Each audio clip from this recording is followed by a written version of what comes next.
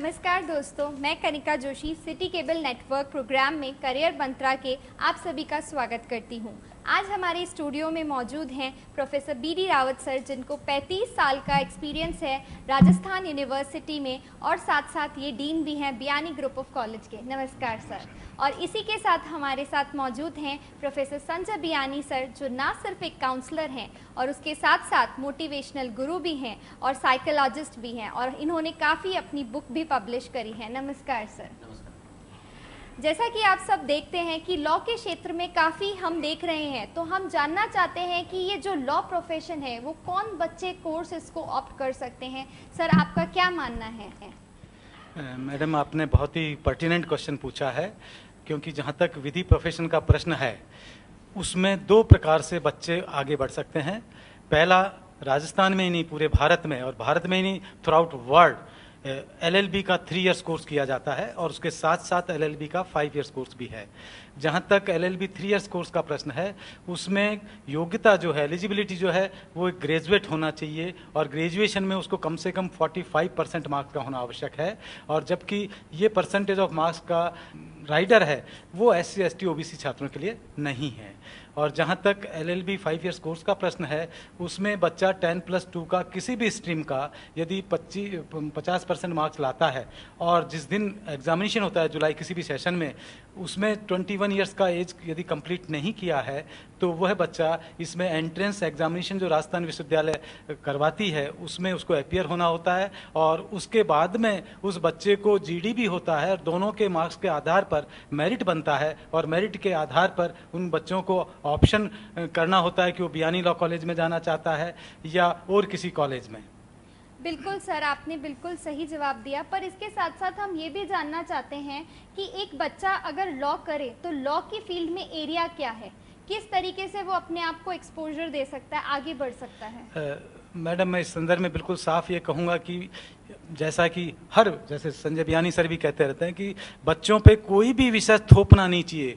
किस सेगमेंट में जाना चाहता है, वो क्रिमिनल की साइड में जाना चाहता है, टैक्स लॉ की जाने में चाहता है, या सिविल की प्रैक्टिस करना चाहता है, या कॉन्स्टिट्यूशन की प्रैक्टिस करना चाहता है, या इंटरनेशनल लॉ में प्रैक्टिस करना चाहता है, तो अलग अलग सेगमेंट्स हैं।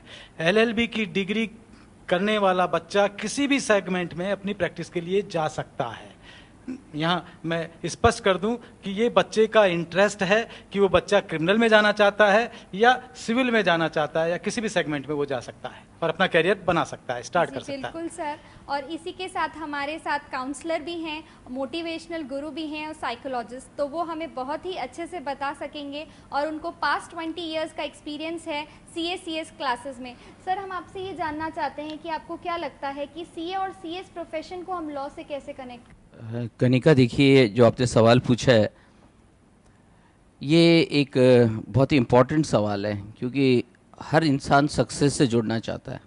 हर इंसान चाहता है मैं प्रोफेशनली क्वालिफाइड हूँ और मैं सबसे बेस्ट काम जो कर सकते हैं वो काम करूँ। लेकिन मैं ये बताना चाहूँगा कि ये जो आपने बोला है लॉ के साथ जो सबसे अच्छा कॉम्बिनेशन है वो कंपनी सेक्रेटरी कोर्स का है। लेकिन ये कोर्स उन्हीं के लिए हैं जो लगातार मेहनत कर सकते हैं, जिनका कम्युनिकेशन स्किल बहुत अच्छा है, और जो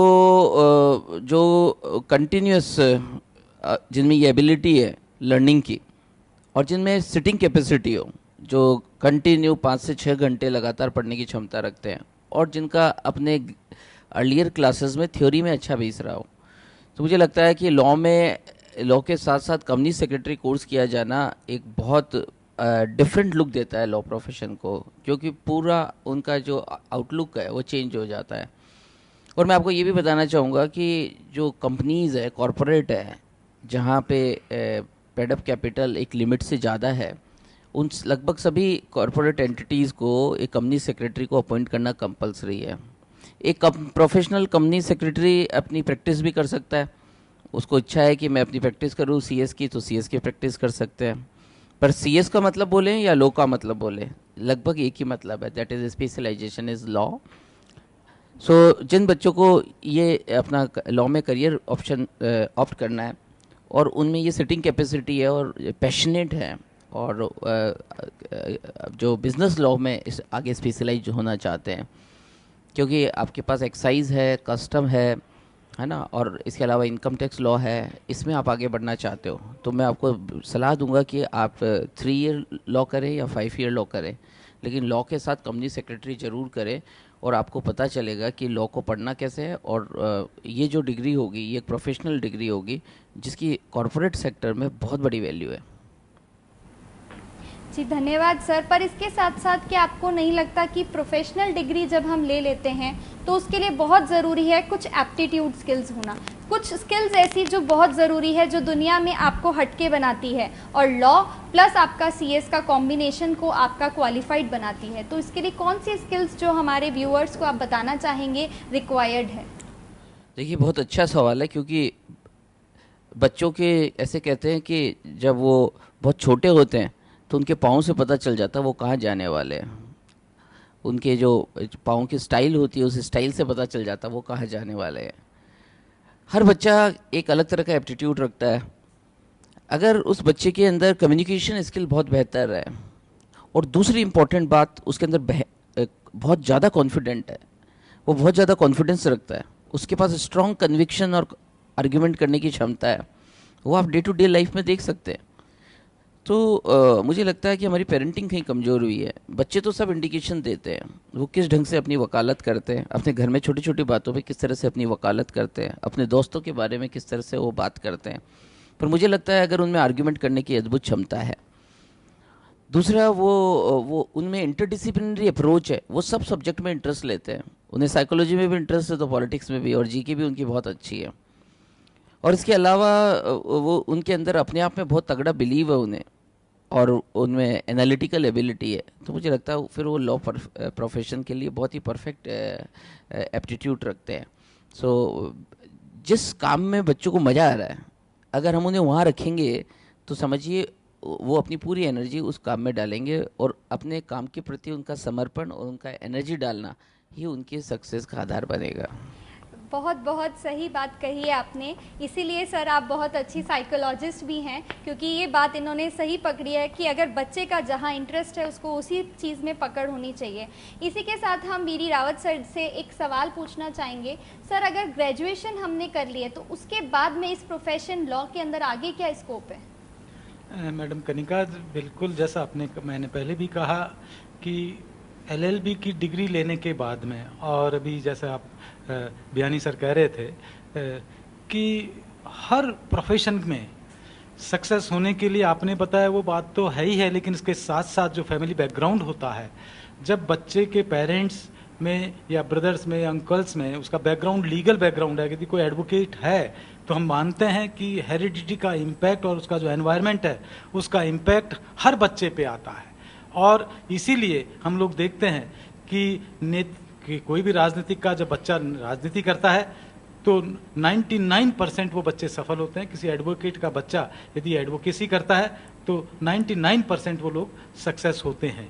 उसी बात को मैं आगे बढ़ाते हुए यहाँ ऐड करना चाहूँगा कि एलएलबी की 3 इयर्स डिग्री करें, चाहे आप एलएलबी 5 इयर्स कोर्स करें, उसके बाद में पीजी के लिए हम लोग जाते हैं, वो 2 इयर्स का कोर्स है। और अभी हाल ही में पिछले 2 सालों से यूजीसी ने पीजी का कोर्स भी, जो एलएलएम हम लोग कहते हैं, उसको 1 साल का कर दिया।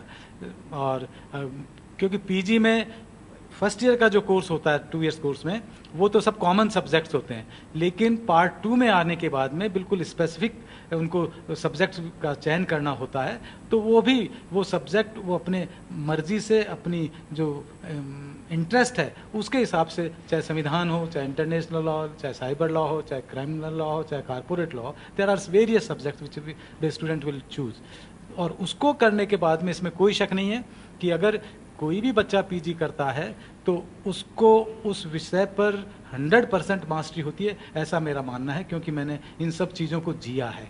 तो after getting the LLM degree he can become an effective lawyer even so, not only क्योंकि उसमें कुछ कंसेप्चुअल, कुछ एनालिटिकल, कुछ फिलोसफिकल कंसेप्ट उसको इनबिल्ट मिल जाते हैं, जो कि कोड क्राफ्टिंग के लिए बहुत ही मायने रखते हैं, और अपने क्लाइंट्स के लिए जो इश्यूज हैं उनको उठा करके उसके क्लाइंट के फेवर में जजमेंट लेने की उसमें शक्ति बढ़ती है, ऐसा मेरा मानना है। जी धन्यवाद बीडी रावत सर। तो मिलते हैं हम एक छोटे से ब्रेक के बाद, बात होगी वापस से सिटी न्यूज़ की तरफ से।